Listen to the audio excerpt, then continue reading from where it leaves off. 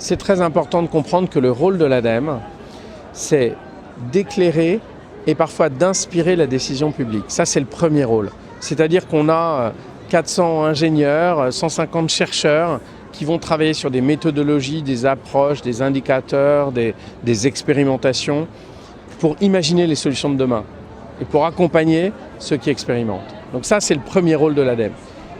Et puis la deuxième, c'est l'accélération. C'est mobiliser des moyens que nous confie l'État pour être, avec un souci de l'euro investi et de l'efficacité carbone de l'euro investi, d'accélérer au maximum la transition écologique, avec des moyens en très forte croissance. L'ADEME, il y a quelques années, il y a 3 ans, c'était 1 milliard d'euros. Maintenant, c'est 4 milliards d'euros qu'on injecte dans les solutions de transition écologique, toujours avec ce souci de l'efficacité de l'euro investi, parce que tout ça, c'est de l'argent public, donc c'est précieux. Mais l'idée, c'est d'avoir une espèce de retour sur investissement climat de tout cet argent public investi, qui n'est jamais investi seul. Il est investi aux côtés de collectivités territoriales ou d'entreprises, d'agriculteurs, si on en parle ici, qui construisent, qui pilotent, qui mènent ces projets-là. Mais on est solidement aux côtés de tous ceux qui prennent ce chemin de la transition écologique.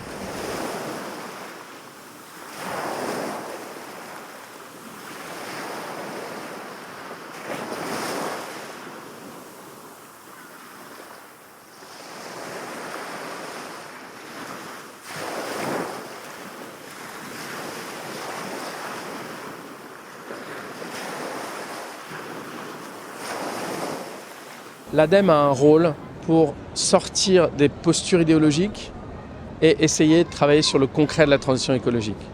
Encore une fois, chacun a sa façon de voir les choses.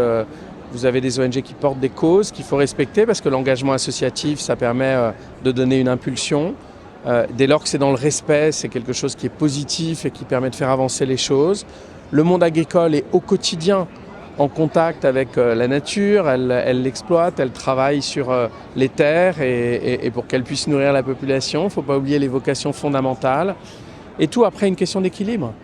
Ce dialogue-là, il est important entre les agriculteurs et la société civile en règle générale. Et d'ailleurs, il y a une forte solidarité avec le monde agricole des citoyens. Et le monde agricole est un acteur de la transition écologique. Eh bien, nous serons à vos côtés en termes d'expertise, parfois en termes de financement, toujours en termes d'expertise, toujours dans le dialogue. Et une des caractéristiques de l'ADEME, c'est qu'on ne travaille jamais tout seul. On travaille beaucoup avec des écosystèmes, des organismes publics, des entreprises privées, des collectivités territoriales. Et c'est ça qui permet, à notre sens, de réussir la mobilisation qui est indispensable pour la transition écologique.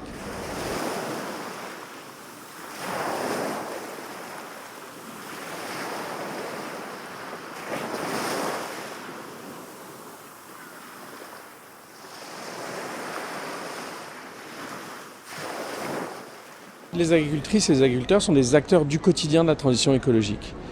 D'abord, on les accompagne sur des projets d'énergie. Vous savez qu'on dit que 20% des énergies renouvelables produites en France viennent du monde agricole, directement ou indirectement, notamment avec des projets de biomasse qu'on accompagne. La biomasse, c'est un plan x4 pour 2030, donc encore en grand essor. Ça, c'est le premier aspect. Le deuxième aspect, qui là aussi est très peu connu, c'est que l'un des enjeux de la transition écologique, c'est la santé des sols. Les sols, c'est des puits de carbone. Et les agricultrices et les agriculteurs sont les acteurs du quotidien de la santé des sols. C'est vrai quand on parle des haies, c'est vrai quand on parle de l'agroforesterie, bref, de tous ces sujets qui vont avoir un impact sur la capacité des sols, comme le font les forêts, à capter le carbone. Et puis troisième exemple très concret, ça fait maintenant plusieurs années qu'on accompagne des agricultrices et des agriculteurs pour faire des bilans carbone.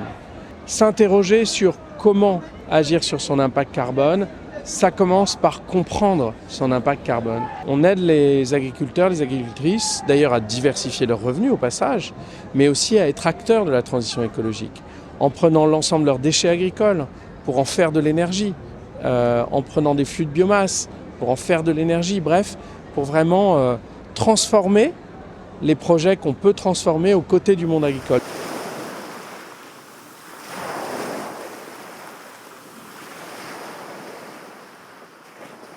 On travaille beaucoup avec l'INRAE maintenant sur des indicateurs de santé du sol. Et quand on voit le législateur notamment qui s'empare de sujets comme le ZAN, zéro artificialisation nette, pour préserver le foncier agricole, c'est important d'avoir la quantité et la qualité. Et donc voir que tous les sols n'ont pas la même valeur écologique, que certains sont en bonne santé, captent beaucoup de carbone, que d'autres il faut les régénérer. Et là, la nature a cette puissance-là parce qu'ils sont en mauvaise santé. Donc vous voyez cet équilibre-là, c'est ça qui nous a amené avec l'INRAE à travailler sur ces indicateurs de santé du sol. Tout ça n'existait pas jusqu'à récemment. Donc ces travaux scientifiques de dire prenons nos décisions non pas de loin par dogme ou par principe, mais de près sur le terrain concrètement pour voir la valeur écologique de l'action qu'on prend, c'est ça l'approche scientifique que l'ADEME ou l'INRAE déploie sur l'agriculture et sur le sujet des sols.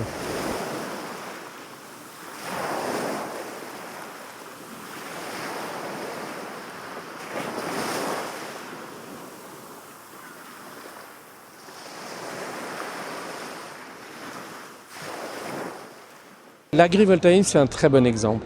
L'ADEME s'est battue pour que, dans la définition que le législateur retient de l'agrivoltaïsme, il y ait deux aspects. La production d'énergie, bien sûr, mais aussi le service rendu à la culture ou à l'élevage.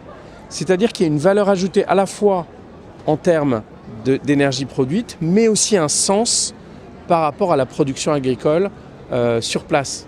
C'est vrai quand on permet de l'ombre pour certaines cultures qui en ont besoin ou pour des élevages, qu'on arrive à gérer tout ça. Aujourd'hui, on a même des technologies de machine learning pour optimiser le service rendu au sol, à l'agriculture et la production d'énergie. Donc vous voyez, tous ces nouveaux champs d'investigation, c'est une question d'équilibre.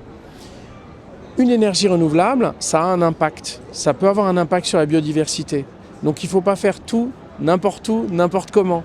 C'est vrai que par exemple on est très favorable au photovoltaïque, mais enfin raser une forêt pour mettre des panneaux photovoltaïques n'aurait aucun sens. Il faut trouver cet équilibre du service rendu à l'agriculture et évidemment de la production d'énergie parce qu'elle contribue à décarboner les sources d'énergie.